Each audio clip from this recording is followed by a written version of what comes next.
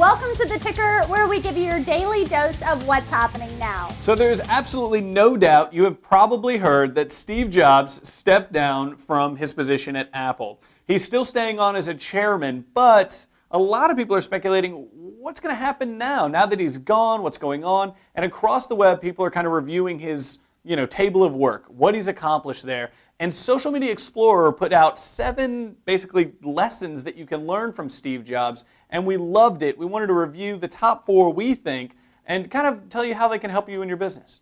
So the first one on their list was one of my personal favorites, and that is to keep it simple.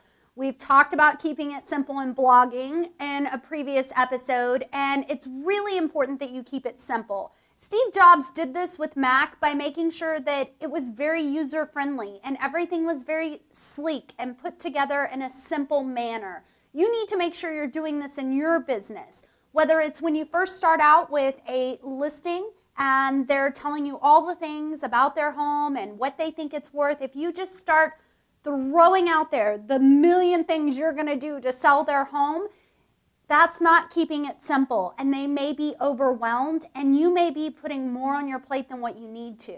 Listen to what they have to say about their needs as far as when they need to sell and what they're looking for next and different features about their home. Really get a good idea of things and then take a second to think about those things and what the best plan is to help that client of yours. Keeping it simple means peeling back the layers and really looking at a situation before you just react. Next up is going to be sweating the details. Steve Jobs is best known for this. It's the way that Apple dominated Microsoft coming into the decade. And one of my favorite stories was actually in my stream on Google+. It was one of the guys that's in charge of kind of Google's mobile department. And he said that randomly on a Sunday, while he was in church, he got a call from Steve Jobs. And of course, he didn't answer it. He's in church, no big deal.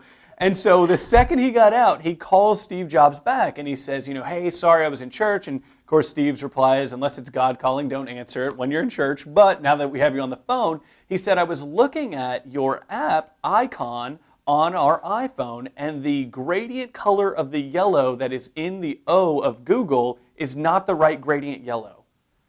Oh, ridiculous. Steve Jobs was insane about sweating the details.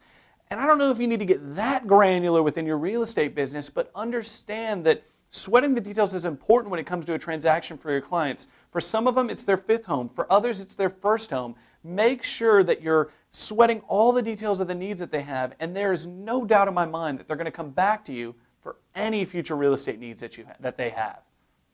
So next up on my side is cut your losses. We have talked about cutting your losses with a client and politely referring them over to somebody else if it's just a client that y'all's personalities are not meshing together and it's not going to work.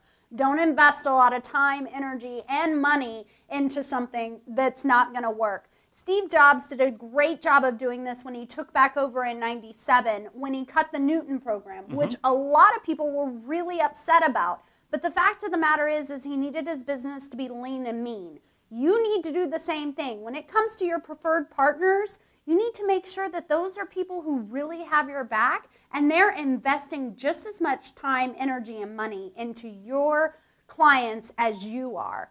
A lot of people just stick around with somebody, whether it be a lender or an agent, insurance agent, title agent, whatever it may be. They just, they give them so many chances. They don't, I don't want to start all over and I've already put this much work into it. Don't look at it that way. Look at what long-term, how much money, time, and energy is that going to suck out of your business instead of putting into your business. Make sure that your preferred partners are an investment, not a time and money suck. The last one we have is thinking, a step ahead of your customers. This is huge for Steve Jobs. Absolutely. Love this. In his mind, visionaries were always thinking about the needs and wants of the customer before the customer even knew what they needed or wanted. This is huge for you as a real estate agent. When you're dealing with a first-time home buyer, they might think that they know what they need, but they have no idea. They don't understand the transaction, and it is very important for you to think ahead of the customer for them because they don't know what it is that they need. And this also obviously translates into technology and different things like Education. that. Staying ahead of the game, watching shows like this, checking out Inman, going to conferences, doing things like that are going to help you stay a step ahead of your clients, your customers, and really help you evolve as a business owner, evolve as a real estate agent. So make sure that you're doing that. Anyway, guys, we hope you love Apple and Steve Jobs, and of course we love all you PC people out there as well. But if this is your first time here, be sure to subscribe for free over on this side. If you have any questions or comments, be sure to leave them in the section down below. You can always check us out on Facebook, follow us on Twitter, and even hang out with us on Google+. Bye, guys. Wah, wah. I should have been in Die Hard with Bruce Willis. That was sweet. I'm good whenever you're. Okay. That looks like a bullet hole. Okay. In the studio, we are hardcore. Hardcore vloggers, bullet holes in the studio.